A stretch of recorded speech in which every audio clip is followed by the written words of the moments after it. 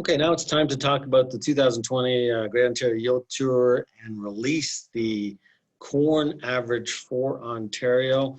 I want to thank everybody that participated in the tour. The tour was from August 17th to 28th.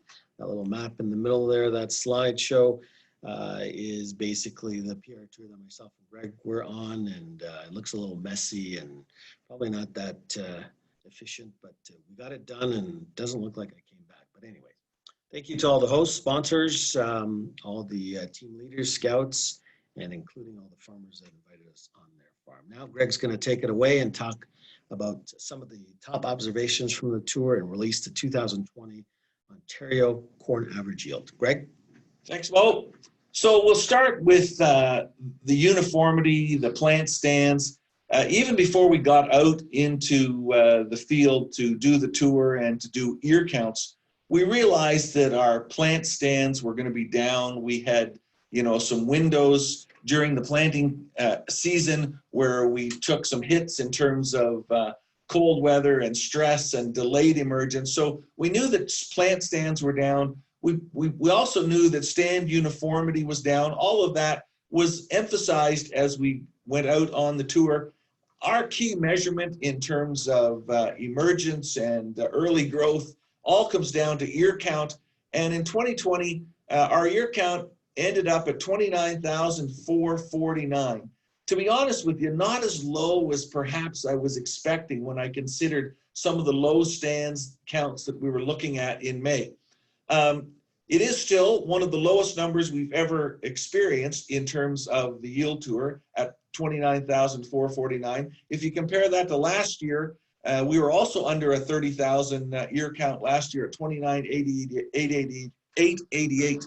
So this still is one of the most interesting things that I think we observe in the yield tour is getting out with agronomists and with farmers and industry personnel and actually doing ear counts and realizing that although we might think we should be headed for an ear count of 32,000 ears per acre, wow, it's surprising how difficult it is to get there. And you can see the average is 29,449. That essentially means that half of the fields we visited didn't even get to that 29.5 ear count per acre. On the much more positive side would be plant health scores. So we have the scouts evaluate, what do the plants look like in terms of nitrogen deficiency, in terms of disease, in terms of stay green, how much firing is there in the canopy. And we saw very little N deficiency, perhaps harkens back to our soil nitrate tests this year that were quite elevated. And generally speaking, not excessive rainfall anywhere in the province. And leaf disease scores also quite low when we came across, more than 440 fields. It was evident that we have a good canopy out there, excellent plant health scores, and situations for good grain filling. So that comes to some shots now of what the ears look like. So it's a tale of two seasons when we compare our yield tour last year, where we struggled to find yellow in the cobs, far less anything more mature than that, which you see on the right, compared to this year, where it was no problem knowing exactly where the ear ended, well into early dent stage on a significant number of the samples that we looked at. Just another shot of that. So some variability as we would have expected, but generally the crop was pretty solid and the maturity was such that you kind of felt like overlooking some of the variability. And so here's just a shot of a field already sort of a quarter milk line on August 27th. That's such a great sign in terms of being able to pack starch into those kernels. Not trying to do it in the end of September or the first part of October like last year, but doing it in the end of August. So that was really good to see. If we want to talk about ear dimensions, they really weren't too far off of average. Rows around 16.5, pretty close to last year's number. And average length of the ears, 33 kernels long. That is down a little bit from last year, just a tick down from last year. And that maybe would surprise us. I think generally the scouts thought as we went across the province that July had been hot and dry enough that we would have suffered a little more pullback on kernel length, but it's stuck in there at a pretty solid number, pretty close to our average at 33 kernels long. All of that brings us to our estimated 2020 corn yield as being big, perhaps not a record, but big at 183.3. And some of that is clearly a result of feeling that the weight of the kernel, the test weight in these kernels is going to be really on the heavy side. Across the regions, so a few things jump out at you. If you look at regional, of course, we've got pretty big yields down in the southwest, if you call that a region, at 193. And we knew that the Ottawa Valley, Eastern Ontario, was dry at the wrong time. And so our yields, sort of as a region, are pulled back in Eastern Ontario down into that 159, 160 range. The other thing that startled me, we'll show in the next slide in terms of some county observations. And you probably can't see those numbers, but you can look at them later. But here's a few numbers that jumped out at us. So we're calling the Chatham-Kent could break 200 bushel as an average corn yield. And maybe that's not too exciting for Chatham-Kent farmers because they've flirted with that and have done that in the past. But what I found really intriguing was Huron at 197, Bruce at 190. I mean, I stared at that number for a while as well. Can that be real? And we knew that through north part of Perth and through parts of Wellington, they had big yields. And so Wellington County at 192. So some big numbers there in terms of county projections for this 2020 crop.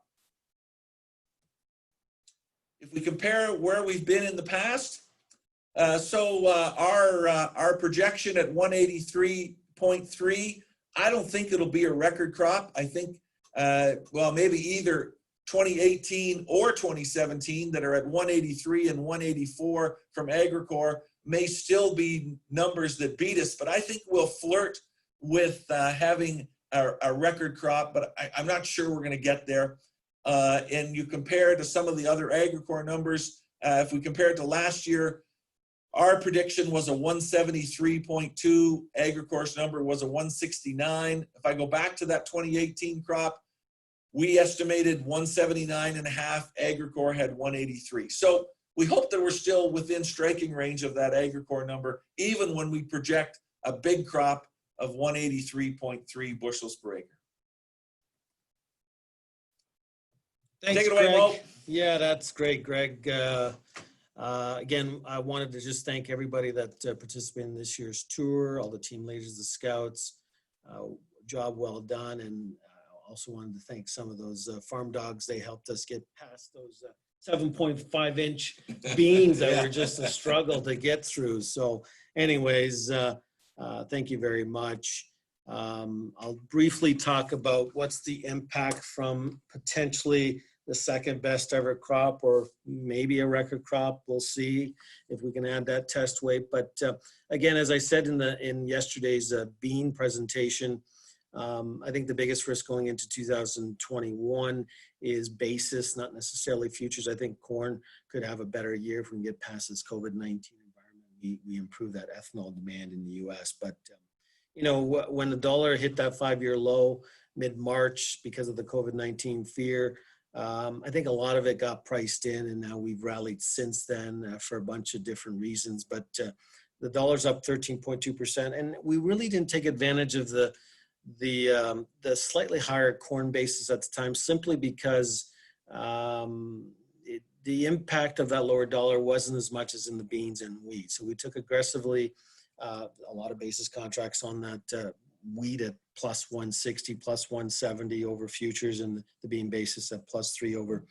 So we waited, and you know, like last year, we felt with a smaller amount of supply, typically as you get into the third quarter, September period, end users tend to get desperate. They just can't find the bushels. And that's what's happening in this year. So we've had a better basis on corn, despite the dollar being at 77 cents and up 13.2%. I've heard delivery prices, net price as high as $5.70. We may end up getting to $6 by the time it's all said and done. Last year, if you waited, you could have got as high as $7 a bushel. It looks like corn production is going to be a record. It's a monster for the province. Stats Canada ended last year saying we planted 2.2 million, but everybody had a problem planting corn. We were closer to 1.9 or 2. I think we've added acres this year, so that's a moving target. Bottom line is whether it's 2.2 or 2.3 million acres of corn at 183, it's a monster crop. We're going to be a net exporter.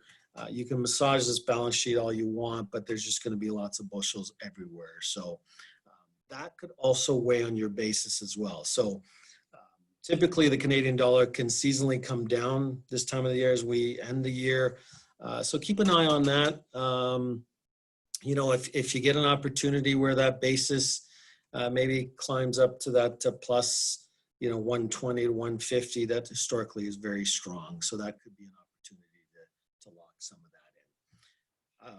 That's it from us, Greg. It's been a slice working with you again this year. Thanks, Mo. Same. And look forward to next year.